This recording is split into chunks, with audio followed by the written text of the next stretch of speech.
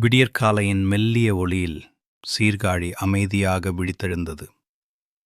அந்த மண்ணில் பிறந்த ஒரு சிறுவன் பின்னர் ஒரு நாட்டின் விதியை மாற்றப் போகிறான் என்பதை யாரும் அறியவில்லை. அவன் திருஞான சம்பந்தர். சிறுவயது ஆனால் கண்களில் அசைக்க முடியாத இறை நம்பிக்கை. அவன் பாடிய முதல் தேவாரம் காற்றை மட்டுமல்ல, மனித இதயங்களையும் அதிர வைத்தது. பாண்டிய நாட்டின் அரண்மனை அந்த நாளில் பதறட்டம் நிறைந்தது.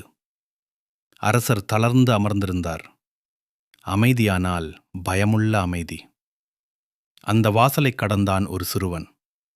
கையில் வாள் இல்லையானால் உதட்டில் இறைவன் இருந்தான். விவாத மண்டபத்தின் நடுவில் நின்று அவன் பாடத் தொடங்கினான். அந்த குரல் கல் தூண்களைத் தாண்டி மனித அகங்காரத்தை கடந்து ஒரு அரசரின் இதயத்தைத் தொட்டது. மெல்ல அரசர் கண்களைத் திறந்தார். மகாராணி கண்ணீருடன் கைகூப்பினார். அரண்மனை முழுவதும் ஒரு புதிய நம்பிக்கை பிறந்தது.